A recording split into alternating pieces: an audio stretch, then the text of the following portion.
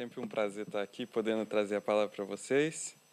Nessa última palavra, a gente vai concluir o nosso estudo sobre o título, né? Morando com Deus, uma série em cima de Salmo de número 15. E hoje a gente vai analisar os dois últimos versos. Então já peço que você possa abrir a sua Bíblia ou o telemóvel no aplicativo da Bíblia. Salmo de número 15, a gente vai analisar e vai falar um pouquinho sobre a parte B do versículo 4 e depois o versículo de número 5. Salmo 15, 4 e 5. Consegue colocar, por favor, no...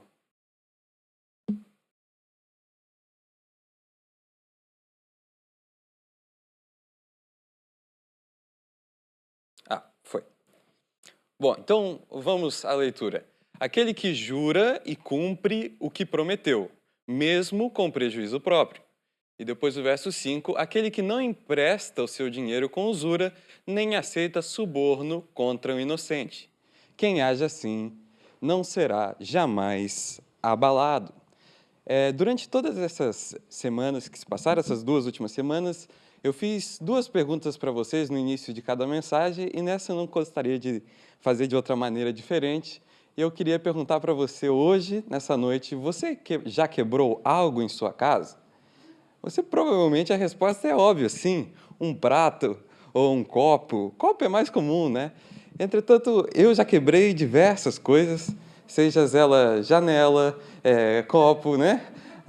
TV, e a lista vai, né? Tablet da minha mãe, e a lista vai continuando, né?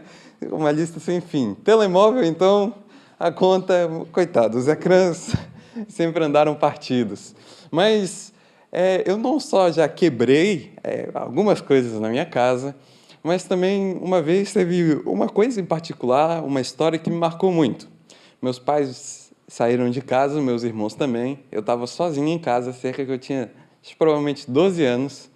E eu pensei, bom, vou brincar. E eu, na minha memória, lembrei, olha, meu pai tem uma pistola de airsoft. Uma, uma pistolinha de airsoft. E eu falei, por que não brincar? No início, não era para disparar, era só para ficar ali brincando e tal, eu me escondia, enfim. Mas aí a brincadeira começou a evoluir de tal maneira que eu falei, deixa eu ver se funciona. Então eu disparei e funcionou. Eu não tinha disparado no chão, não tinha feito estrago nenhum. Então o que eu fiz? Eu sentei no corredor, deitadinho, estiquei ali a pistola, falei, vou mirar mais longe. Se você olhar reto para o corredor da minha casa, você vai ver o quarto da minha irmã. Então eu pensei, onde que eu vou disparar? Eu vou fazer um disparo só para ver. Eu disparei, pá! E aquilo tem um gás, porque aquilo é muito pequeno só para ter a alavanca, né? Então tem o próprio gás. E quando disparou, meu irmão, furou a parede, furou a cortina, furou tudo. E eu, meu Deus, o que eu vou fazer aqui? Um furinho pequeno. Eu pensando, e agora? O que eu faço? A bala perdida, exatamente. O ponto que eu quero falar com você é que a gente não só quebra as coisas na nossa casa, seja por acidente ou de propósito, mas às vezes a gente acaba cometendo muitos erros ao longo da nossa vida e na nossa casa. É lógico que a gente aqui falando uma maneira descontraída e brincando, mas quantas das vezes a gente erra na nossa própria casa? Seja com uma conversa, uma discussão que não tinha necessidade alguma de acontecer e a gente levanta por motivos muitas das vezes orgulhosos e sem necessidade. Ou então, por exemplo, promessas que a gente faz e não cumpre, quantas vezes nós erramos, né, em nossas casas? É claro que não se compara às vezes com um copo quebrado, mesmo assim a gente sabe que às vezes o copo quebrado é o motivo da discussão, mas o ponto é que nós, como seres humanos, nós erramos. Mas a nossa série que a gente está falando, essas 3 semanas, está falando morando com Deus. E é claro que a gente sabe que Deus não erra. E a gente sabe que Deus não erra porque a sua própria palavra diz que não erra, certo? E a gente sabe que ele não erra e, da mesma maneira, ele não mente. E eu gostaria de ler o texto com vocês. Acho que saiu aí de novo. que está em Números, capítulo 23, versículo 19, e a palavra de Deus diz assim: Deus não é homem para que minta, nem filho do homem para que mude de ideia. Será que tendo ele prometido, não fará? Ou tendo ele falado, não o cumprirá? Ou seja, durante toda a palavra de Deus, a gente vai ver que Deus não erra. E por quê? Porque o erro significa a ausência do próprio Deus. Então, é impossível, é ilógico, é irracional a gente conceber a ideia que Deus erra ou Deus comete pecado. E a própria palavra testemunha disso. E a gente só sabe dessas coisas porque Deus decidiu revelar a sua palavra para nós. E graças a Deus nós temos ela em nossa língua, e a própria palavra diz que Deus não mente. Ou seja, ao contrário de nós que somos falhos, que erramos e mentimos, Deus não faz isso de maneira nenhuma, hipótese nenhuma. E então a gente vai estudar um pouquinho sobre a palavra. E o que a gente precisa entender, a primeira coisa que a gente precisa entender nesta noite é: confiamos em Deus porque a sua palavra diz que ele não falha. Ou seja, o próprio Deus testemunha sobre si mesmo. Em Romanos, nós vamos ver lá na frente, em Hebreus, na verdade, vai falar que Deus, não havendo por quem jurar, jurou por si próprio. Ou seja, aquele que prometeu é fiel para cumprir. Bom, continuando, vamos falar sobre o quarto, aquele que da série que nós estamos continuando, aquele que é comprometido com o que fala. Da mesma maneira que Deus é totalmente comprometido com a sua palavra, nós somos chamados para também termos esse mesmo nível de comprometimento. E vamos reler mais uma vez o Salmo 15, o versículo 4, a parte B, que fala: aquele que jura e cumpre o que prometeu, mesmo com prejuízo próprio. Agora, eu não sei como fica a sua cabeça nesse meio, mas você que nasceu em um lar cristão e você que tem a sua mãe crente e fiel, e eu tive essa belíssima oportunidade de ter a minha mãe, sempre que eu jurava ou falava eu prometo, no mesmo instante vinha uma voz de fundo: não é para jurar, não é para prometer, é pecado. E aí você fica naquela: tá bom, mãe, tá bom, tá bom, tá bom. Era isso e falar o nome de Deus em vão. Você falava, daqui a 3 segundos você já vinha a vozinha no fundo correndo para te alertar. E acontece que acaba que a gente esquece, a vida vai passando e você comete de novo o erro, mas graças a Deus a minha mãe estava sempre lá para me alertar. Isso tudo por quê? Porque a pergunta que fica é: será que a gente pode jurar? Será que a gente pode prometer? Bom, se a gente fosse basear somente nesse versículo, a resposta seria afirmativa. E se a gente for olhar para um todo das Escrituras, as Escrituras vai falar sobre vários juramentos, e o próprio Deus, inclusive, jurando. E, então, como é que a gente pode harmonizar essas questões? Porque é claro que, apesar das nossas mães e da minha mãe em específico falar que eu não devo prometer ou não devo jurar, existe uma base bíblica por trás disso, que é o próprio discurso de Jesus. Mas antes da gente olhar para Jesus, a gente tem que ter uma perspectiva do Antigo Testamento e uma perspectiva da lei. E se a gente for olhar no livro de Números, o próprio autor de Números, Moisés, escrevendo aquilo que Deus lhe tinha dito, vai falar sobre o juramento, sobre o voto. Então, Números capítulo 30, versículo 2, vai dizer assim: quando um homem fizer um voto ao Senhor, ou um juramento para obrigar-se a alguma abstinência, não violará a sua palavra, mas fará segundo tudo o que prometeu. Ou seja, se continuarmos, somente pararmos aqui, o juramento é totalmente lícito. E talvez a gente possa parar para pensar um momento e pensar sobre algumas coisas que envolvem o juramento. Por exemplo, quando você faz um jejum, em alguma medida você está fazendo um voto, uma promessa, falando que em um certo período de tempo você não irá comer nada, passará um tempo com abstinência de alimento, em prol de passar um tempo maior com Deus. De certa forma, essas coisas não deixam de ser uma promessa, um juramento. A gente, como eu acabei de falar, no Novo Testamento, o próprio Deus vai falar, possivelmente o apóstolo Paulo vai falar que o próprio Deus jurou em seu nome. Ou seja, a pergunta que fica é: será que nós podemos jurar? E aí, para isso, vamos entrar agora numa passagem que talvez seja mais delicada sobre esse assunto, que é Mateus capítulo 5, versículo 23. Eu gostaria que você pudesse abrir sua Bíblia e acompanhasse comigo na sua Bíblia, fizesse essa leitura. Então, Mateus capítulo 5, o versículo de número 33, que a gente está no iniciozinho do Sermão do Monte. E Jesus vai falar assim, Mateus capítulo 5, versículo de número 33. Vocês também ouviram o que foi dito aos antigos: não façam juramento falso, mas cumpra rigorosamente para com o Senhor o que você jurou. E aí o verso 34. Eu, porém, lhes digo: não jurem de modo nenhum, nem pelo céu, por ser o trono de Deus, nem pela terra, por ser estrada dos seus pés, nem por Jerusalém, por ser cidade do grande rei. Não jure pela sua cabeça, porque você não pode fazer com que um só cabelo fique branco ou preto. Que a palavra de vocês seja sim, sim, não, não.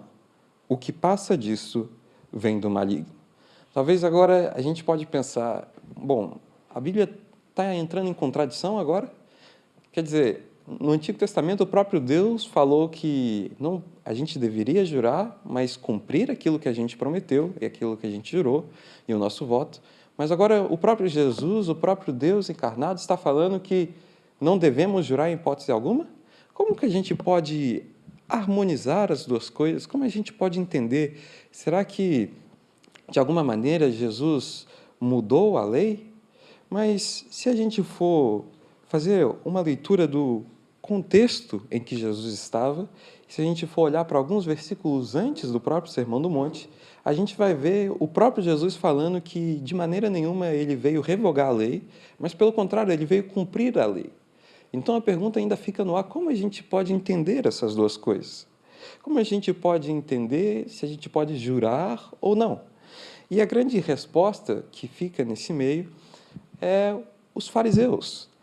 Às vezes a gente não tem a completa noção do que os fariseus representavam para a sociedade, porque realmente está muito distante de nós.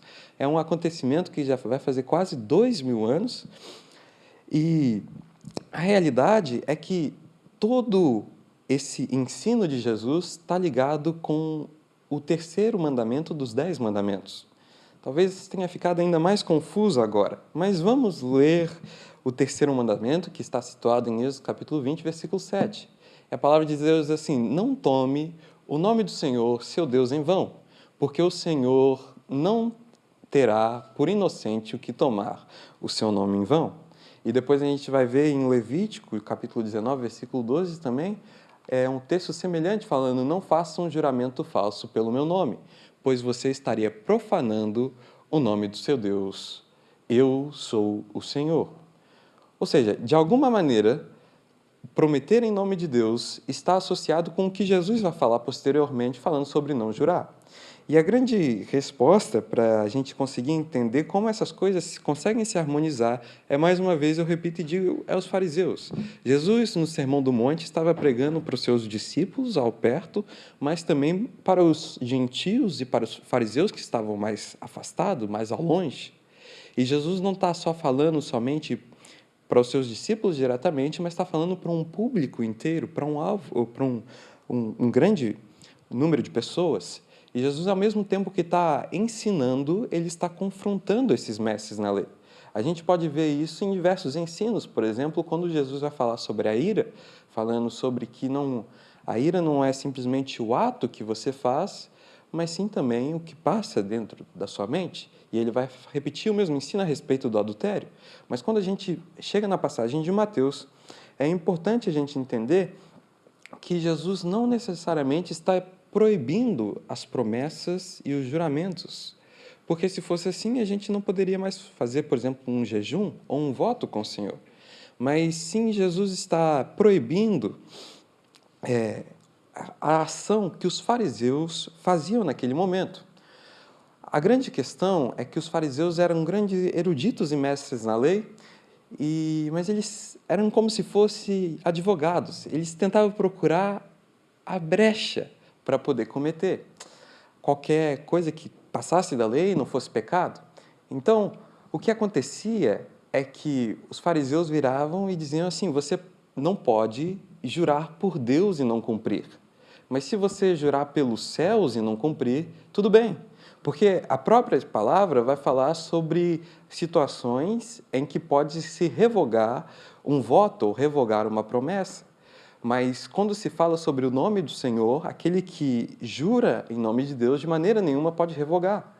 Agora, o que estava acontecendo ali é que os fariseus construíram uma artimanha, uma maneira de você poder jurar sem pecar, na cabeça dele, nos ideais dele. Então, como era feita essa prática? Bom, era basicamente duas pessoas faziam um juramento, uma delas para outra. Um exemplo, talvez, muito comum da época era: eu juro que eu vou emprestar o meu animal para você daqui a uma semana, o meu burro de carga. Entretanto, os acontecimentos passavam e acontecia, e aquele que jurou que ia emprestar não quer mais emprestar, seja por qual motivo for. E aí eles iriam de acordo com os mestres da lei e ver quem estava certo e errado, e depois o que jurou poderia afirmar: não, mas eu não jurei em nome de Deus, eu jurei em nome dos céus, eu jurei em nome da terra, então o meu juramento pode ser revogado. É justamente essa ação que Jesus está criticando. Se a gente for reparar bem o que Jesus está falando, ele vai falar assim: não jure de modo nenhum, nem pelo céu, por ser trono de Deus, nem pela terra, por ser estrada dos seus pés, nem por Jerusalém, por ser a grande cidade do rei.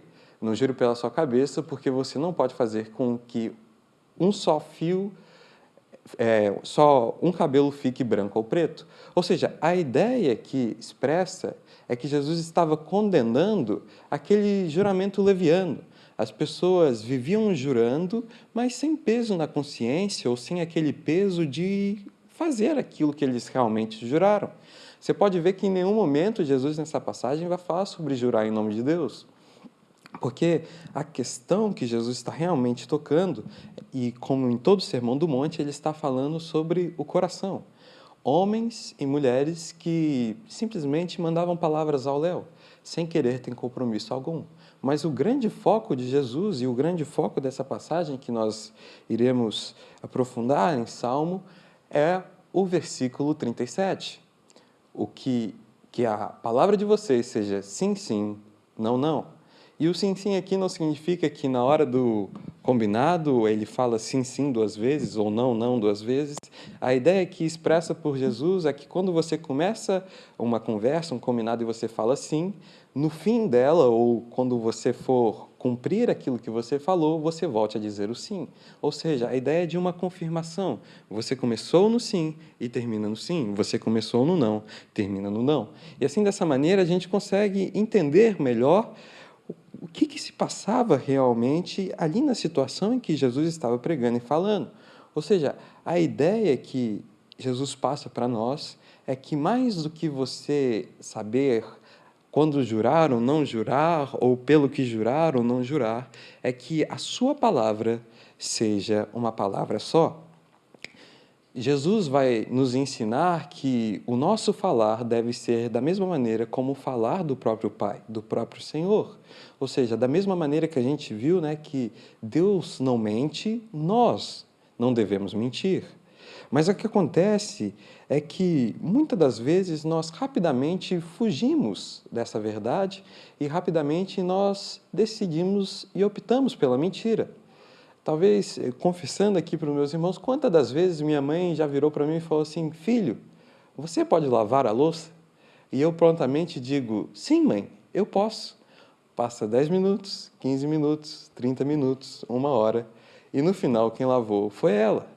Isso mostra para nós que o pecado e o erro da verdade, da mentira, está mais próximo de nós do que nós imaginamos. Às vezes a gente lê uma passagem como essa de Salmo 15 pensando: não, o juramento que ele está falando é quando eu for num tribunal ou em uma situação que eu for dar um depoimento para um policial, mas a realidade é que qualquer palavra que você fala que seja, que você não cumpra com aquilo que você disse, se torna uma mentira. E o próprio Jesus vai dizer isso. Sim, sim, não, não. O que passa disso vem do maligno. Mas quando a gente volta para Salmo, número 15, o versículo 4, a gente também entende outra perspectiva sobre o juramento e sobre as promessas, que fala que cumpre o que prometeu, mesmo com prejuízo próprio. Ou seja, mesmo quando as coisas que a gente disse que iria fazer não acontecem tão bem, nós devemos ser fiéis e mostrar um bom caráter de Cristo cumprindo, mesmo que isso nos cause dano. Talvez um exemplo simples aqui é quando você está, por exemplo, num trabalho de grupo na escola e você promete que vai fazer aquela parte do trabalho e você não faz e deixa o seu grupo se virar. Ou seja, você não só está dando um péssimo testemunho, mas você também está colocando sua nota em risco.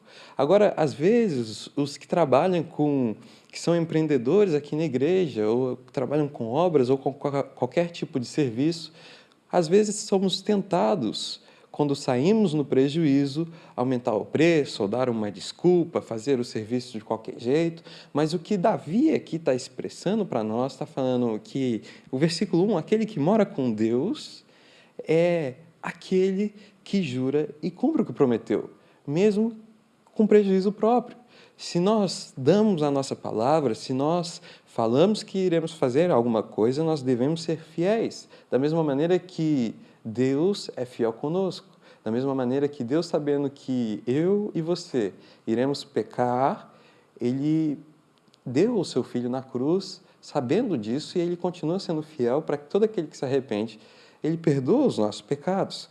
Ou seja, se Jesus ensina que nós devemos falar a verdade como Pai, Davi nos ensina que vale muito mais um prejuízo terreno do que deixar a presença de Deus, do que se afastar de Deus.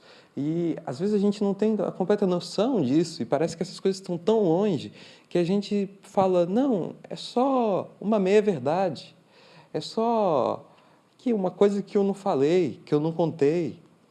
Por exemplo, nesse simples exemplo que eu dei sobre a pistolinha e furando a cortina, às vezes, eu só não falei, não vai ter prejuízo nenhum.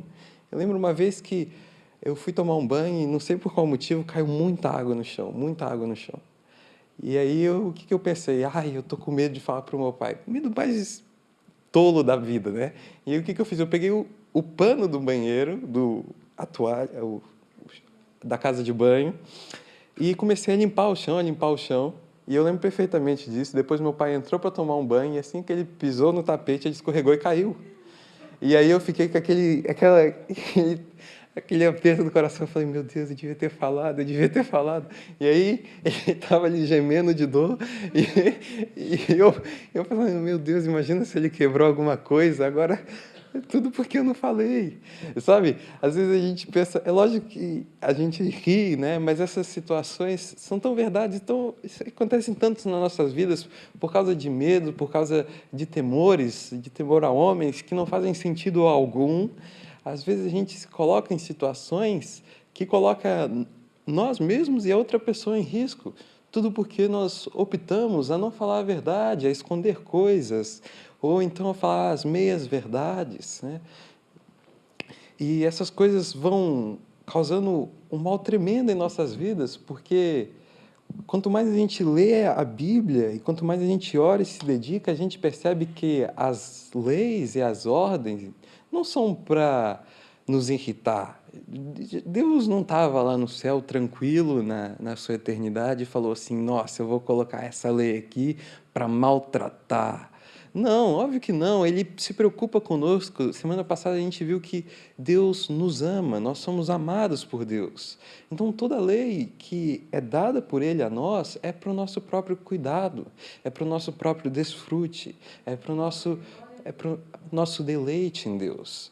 Não se trata de ter uma vida cheia de regras, isso é o argumento mais comum que o mundo vai utilizar. Infelizmente, esses dias eu vi um vídeo de um cara que era crente na igreja, ele falando como a igreja, na verdade, não passa de uma reunião cheia de regras e que a felicidade em Jesus é totalmente falsa. Quão enganado está esse homem? Porque, na realidade, não se tratam de leis que nós temos que fazer, mas se tratam de cuidados que o nosso Pai tem conosco. Da mesma maneira que o pai repreende o filho quando ele vai colocar um dedo na tomada, é para o próprio bem, mas às vezes a gente tem tanta dificuldade em entender que é para o nosso próprio bem que a gente gosta de tentar. E a gente gosta de provar que a nossa maneira está certa.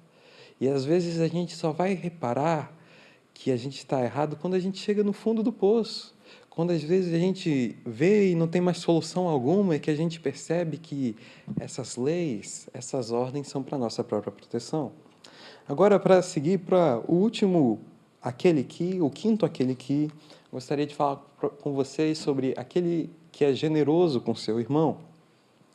E eu gostaria de fazer mais uma pergunta para vocês. Você já vendeu ou fez um empréstimo injusto? Não sei se você já teve essa tristeza de ter feito tal ação, mas eu lembro muito bem de uma situação que foi terrível. E desde já, não sei se eu já pedi perdão para o meu irmão, mas se não, eu peço agora. Me desculpa. Porque o que aconteceu foi que a gente tinha feito uma viagem para os Estados Unidos e a gente foi na loja da Nintendo. E lá tinha um baralho do Super Mario. Eu olhei para aquele baralho e falei, uau, aquele baralho é demais. E eu comprei aquele baralho e eu acho que foi cerca de $5, uma coisa assim. E eu cheguei em casa e aquele baralho embalado, nem tinha aberto, que é item de colecionador. Colecionador. Nunca tinha comprado um baralho na vida, mas decidi que aquele momento ia ser um momento do colecionador. É óbvio que passou 2 semanas, eu vi que existiam baralhos de mais de 30 euros e eu falei, nunca que eu vou ser um colecionador de baralho. E aí, passa-se umas semanas, meu irmão olha para o baralho e fala assim, Kalel, você me dá o seu baralho? E eu pensei, haha, uma ótima oportunidade de ganhar uns trocados. E se eu fosse assim, digamos assim, se eu fosse assim não tão ruim, eu teria vendido no mesmo preço que eu comprei. Mas o que eu pensei, bom, eu não tenho muito dinheiro, a minha mesada está acabando, então eu vou fazer aqui um negócio aqui para ganhar o dinheiro. Então, eu lembro que eu vendi para ele quase pelo dobro do preço. Acho que eu vendi tipo a 9 euros, sabe? É um assalto. E ele comprou ainda, porque eu fiquei falando, não, esse baralho é muito bom e tal, olha aqui as cartas e tal. Então, eu fiz tudo errado, gente. Eu realmente era uma criança terrível. E eu não sei se com você teve alguma história semelhante, ou uma história pior que a minha. Não sei se você já vendeu algo estragado, aquele carro seu todo arrebentado e você vai lá e coloca no LX tentando que alguém veja que compre aquilo, e você passa a perna no indivíduo. Gente, não faça isso. Ou então você vai lá e tenta emprestar um dinheiro e coloca uns juros e fica cobrando.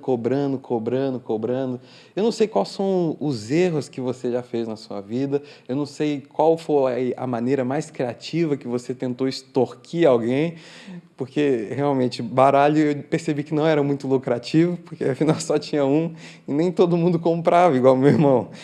Mas a realidade, gente, é que a gente fala brincando e sorrindo, mas são assuntos sérios e que precisam ser revistos, porque isso de maneira nenhuma mostra um corpo de Deus, um corpo unido, de maneira nenhuma mostra amor e generosidade com o próximo, mas sim mostra só um orgulho por 4 euros. E às vezes a gente pode pensar assim, não, mas essa situação você era criança, mas a gente vai ver esse mesmo pensamento, por exemplo, em Judas. O homem que vendeu o próprio Jesus. A troco de quê, meus irmãos? A troco de quê? A troco de uma expectativa, a troco de um orgulho, a troco de um desejo no coração. Na minha cabeça, eu provavelmente tinha a mente que eu iria comprar várias gomas com aquilo. Mas a realidade é que as gomas passaram, eu nem sei o que eu fiz com esse dinheiro, mas a dor de ter enganado alguém continua. Porque só mostra que eu sou falho. E essas coisas doem, machucam. Porque isso nos mostra, por mais tão ruim que seja, que a gente precisa de fato de um Salvador. E a palavra de Deus vai falar tanto sobre o dinheiro. Não é à toa que a gente sempre, nos nossos cultos, fala um pouco sobre o dinheiro no momento de dízimos e ofertas. A própria Bíblia, em diversos livros diferentes, ao longo de todos os seus livros, vai falar sobre o dinheiro, o cuidado que a gente deve ter com o dinheiro. Então, vamos ler o verso 5 que vai falar sobre isso. Aquele que não empresta o seu dinheiro com usura, nem aceita suborno contra o inocente. Vamos focar nessa primeira parte, o último, aquele que...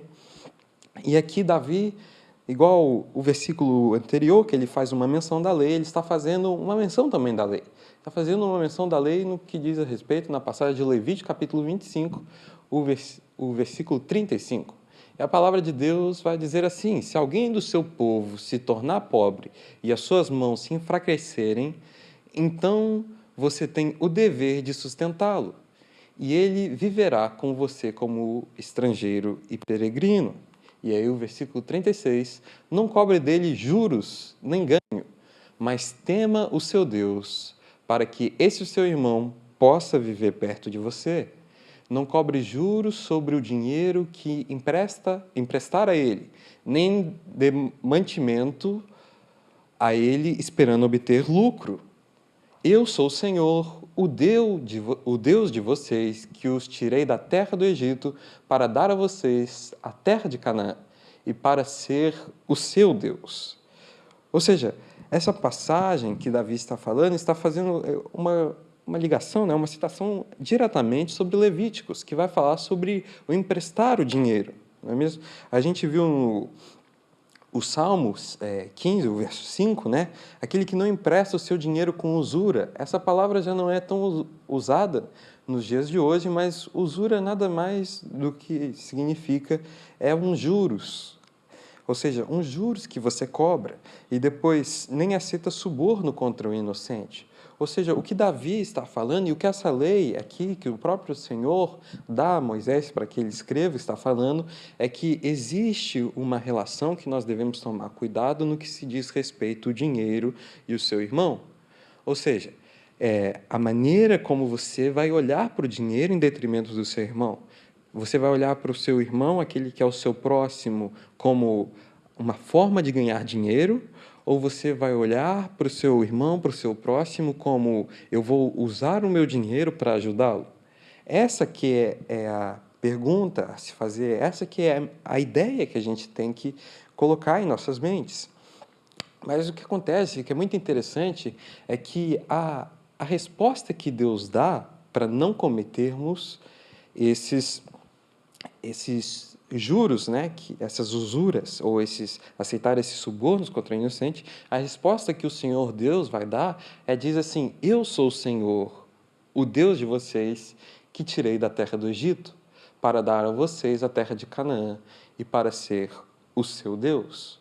Ou seja, o motivo que eles não deveriam, em hipótese alguma, cobrar juros do seu irmão era porque todos eles foram escravos, todos eles foram servos, todos eles foram pobres.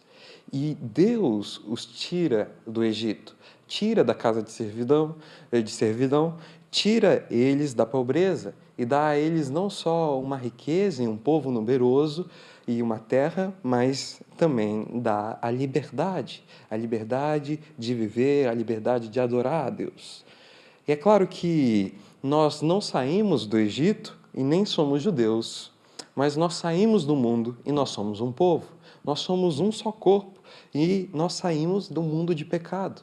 Ou seja, da mesma maneira que o povo de Israel não deve agir com avareza, procurando dinheiro e procurando tentar extorquir e tirar um pedacinho do seu irmão, nós não devemos também procurar fazer essas trocas injustas, essas vendas injustas, mas, pelo contrário, a gente deve ter o senso de comunidade, o senso de irmandade, saber que a pessoa que está à sua esquerda, à sua direita, à sua frente, à sua trás, é o seu irmão em Cristo.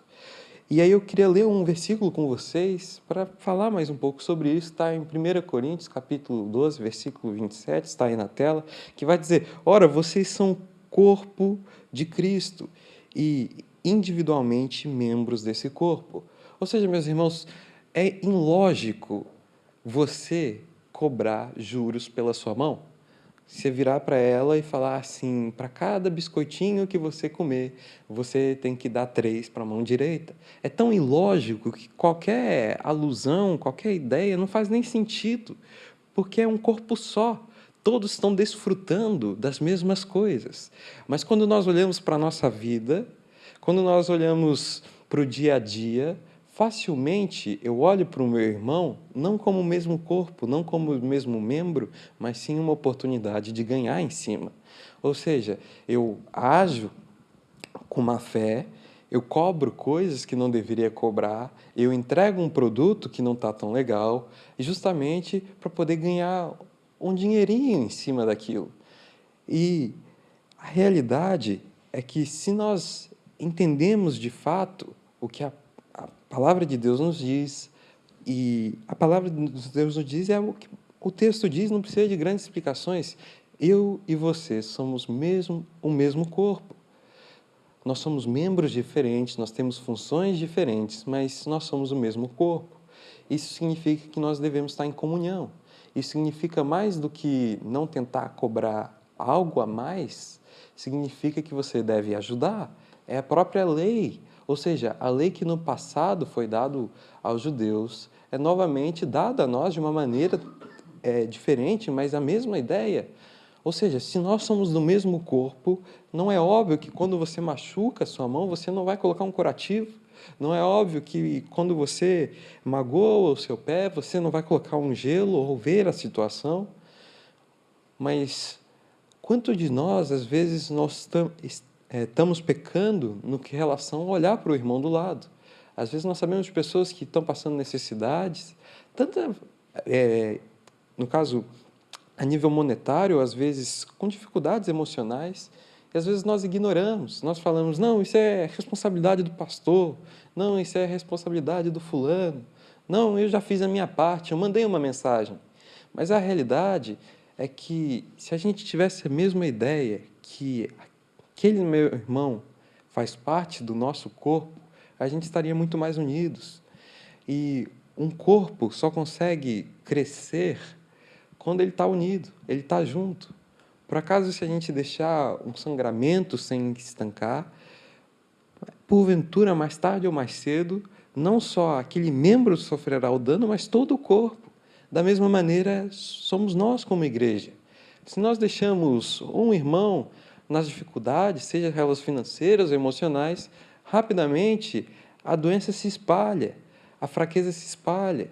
Mas quando nós entendemos que somos um corpo, entendemos qual é a nossa função, entendemos que nós precisamos um do outro para seguirmos em frente, para proclamarmos o Evangelho, para podermos aprender sobre a Palavra de Deus, para poder louvar a Deus, nós cuidamos um dos outros e nós crescemos, porque somos todos o mesmo corpo.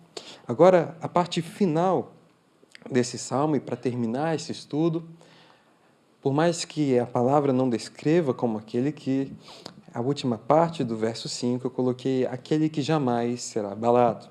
Então vamos ler a última parte desse texto do Salmo 15, verso 5, e diz assim: quem age assim jamais será abalado, ou quem age assim não será jamais abalado. Ou seja, é claro que ele não está falando sobre só esses dois aqueles que nós referimos hoje, mas sim sobre os 5 que nós estivemos estudando sobre todos, em cada quinta-feira. Mas o homem que vive de acordo com esses padrões, o homem que vive de acordo com a lei, o homem que vive de acordo com a vontade do Senhor, o homem que medita nas Escrituras e segue aquilo que ela diz, este não será abalado, jamais será abalado. Não é eu falando, não é simplesmente o pastor falando, ou algum sábio que escreveu um livro falando, mas é a própria palavra de Deus falando, que se você agir em conforme aquilo que Ele ordena, você jamais será abalado. E para finalizar, eu gostaria de citar as próprias frases, a própria palavra de Jesus, quando ele diz em Mateus capítulo 7, versículo 24, falando: todo aquele, pois, que ouve as minhas palavras e as pratica será comparado ao homem prudente, que construiu a sua casa sobre a rocha. E aí o verso 25, caiu chuva, transbordaram os rios, sopraram os ventos, bateram com força contra aquela casa. Ou seja, meus irmãos, o que ele está dizendo aqui é que o homem que firmou o seu alicerce na rocha, veio a doença, veio a dificuldade financeira, veio aquele parente que faleceu, veio às vezes o seu pai ou sua mãe que você não vê há anos, veio o seu filho às vezes que passa por um momento difícil, viu as dificuldades que você tem no trabalho, veio problemas dentro de casa, veio às vezes um problema com um amigo seu, veio às vezes uma conta que você não estava esperando, mas a sua casa jamais será abalada. Por quê? Porque tinha sido construído sobre a rocha. Ou seja, nós estamos aqui falando, o foco dessa passagem é morando com Deus. E acho que já deu para perceber que cada aquele que, se não fosse Deus em nossas vidas, nós jamais, em hipótese alguma, conseguiríamos realizar nem 10% daquilo que Ele pede. Mas esse Deus que é tão gracioso, Ele garante que a nossa casa jamais será abalada. Ele, em hipótese alguma, tira o fator que vai haver dificuldades, que vai haver provações, mas Ele garante que Ele vai sustentar a casa. Ele garante que você irá continuar morando com Ele. E assim, meus irmãos, a gente mora com Deus. Agora, só para terminar e fazendo um resumo, um apanhado de todas as 3 mensagens que a gente fez, que a gente esteve aqui estudando, ou seja, eu coloquei uma lista aqui de 7 coisas que eu acho importante cada um de vocês recordarem sobre o estudo desse salmo. Em primeiro lugar, eu sou o templo do Espírito Santo. Minha primeira mensagem aqui com vocês sobre o Salmo 15, eu estive aqui falando com vocês sobre como nós hoje somos templos do Espírito Santo. Em segundo, eu sou justo porque eu fui justificado. Nós falamos um pouco sobre a justiça de Deus. Terceiro, eu amo porque eu sou amado, ou seja, porque Deus me amou primeiro, é que eu posso amar. E aí, em 4, eu desprezo o pecado e honro o temente a Deus.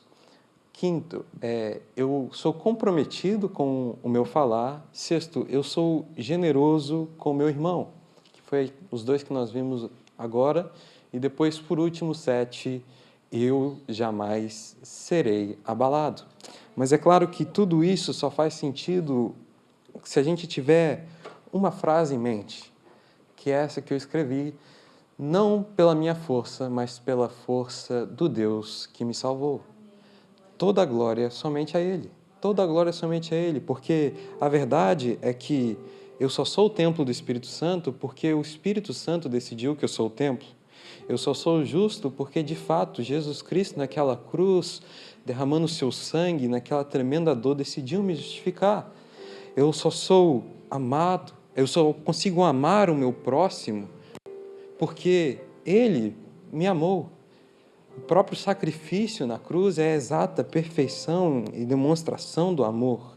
Eu só consigo desprezar o pecado e honrar os que temem a Deus porque Ele mesmo decidiu me perdoar e me mostrar de fato que era pecado e mostrar o meu erro. A gente só consegue ser comprometido com o nosso falar porque Ele nos mostrou que Ele assim o é, que Ele é fiel independente da situação. E a gente só consegue ser generoso com o próximo porque Deus demonstrou a sua generosidade conosco, demonstrou a sua misericórdia. E a gente jamais será abalado, não porque a gente é forte, não porque a gente é super inteligente, não porque a gente é sábio, não porque a gente tem ali a malemolência, falar da maneira sábia, conseguir, mas não, a gente jamais será abalado porque Ele prometeu que a gente jamais será abalado. Meus irmãos, o que eu peço nessa noite é que a gente possa entender de fato quem é Deus. É claro que é impossível entender um ser eterno e vai ser uma maravilha passar a eternidade toda conhecendo cada vez mais um pouquinho desse maravilhoso Deus. Mas é verdade que Deus decidiu se revelar a nós. Então, é nosso papel, é nosso dever e deveria ser total a nossa devoção saber mais desse maravilhoso Deus, porque Ele fez todas as coisas. Ele criou os céus e a terra, Ele criou as árvores, os peixes, criou as aves e criou a gente com o propósito de louvar o seu santo nome.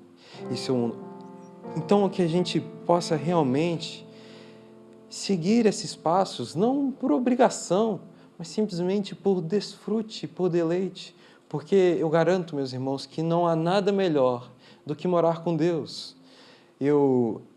Ao longo dessas mensagens, eu falei vários exemplos, e acredito, meus irmãos, uma injustiça talvez possa ser bom agora, mas amanhã passa. Uma resposta odiosa possa ser até aliviar o seu ego, mas amanhã ela não serve de nada. Às vezes a gente pode fazer uma falsa promessa e pensar, nossa, saí ganhando, mas amanhã acabou. Eu posso tentar ganhar mais um dinheiro, mas amanhã o dinheiro tem a inflação e tudo passa. Mas morar com Deus é para todo sempre. Morar com Deus não se trata simplesmente de um momento, ainda que o seja um momento, mas se trata sobre uma vida, algo que é tão grande e glorioso que a gente nem consegue mensurar. Vamos orar? Se coloque de pé. Feche seus olhos, abaixe sua cabeça. Pai, obrigado porque Tu és bom. Obrigado porque o Senhor se decidiu revelar através dessa maravilhosa Escritura. Obrigado por nos ter dado a Escritura Sagrada, Pai. Pai, obrigado porque um dia Davi escreveu esse maravilhoso salmo em que a gente teve a oportunidade de poder estudá-lo durante 3 quinta-feiras. Obrigado porque não é pela minha oratória, não é pelo meu estudo, mas somente pelo Teu poder que a gente pode entender de fato o que é morar com o Senhor. Pai, a gente é tão pequenino, a gente precisa de tanta ajuda. Pai, a gente comete tantos erros, mas o Senhor é tão bom para nós. O Senhor é aquele que constrói a casa, o Senhor é aquele que sustenta a casa, o Senhor é aquele que nos dá força, o Senhor é aquele que no dia da angústia nos consola. Pai, nós Te agradecemos. Pai, nos ajude a desfrutar e a deleitar, Pai. É tão bom viver com o Senhor. Faça que a gente não perca o brilho dos nossos olhos quando a gente fala sobre Ti. Faça que a gente não perca o amor quando a gente fala sobre o Teu amor. Pelo contrário, que a gente possa transbordar como um rio. Que a gente possa pregar o Teu Evangelho, as Tuas maravilhas, Pai, a cada pessoa que a gente encontrar na rua. Que a gente possa realmente demonstrar para as pessoas ao nosso redor que a gente mora com o Senhor. Pai, obrigado porque nós somos templos do Espírito Santo. Que privilégio é ter o Espírito de Deus habitando em nós. Pai, o que eu peço nessa noite é que cada irmão que está aqui, cada irmão que teve a oportunidade de me acompanhar nessa série de estudos, que eles possam sair daqui mais edificados, que eles possam sair daqui com mais amor, mais sede de justiça, mais vontade de fazer o bem e que saiam daqui revigorados, entendendo cada vez mais sobre o Senhor, esvaziando cada vez mais de si mesmos e se enchendo de Ti. Espírito Santo, vem mais uma vez nessa noite. Enche o nosso coração. É isso que nós Te pedimos, Pai.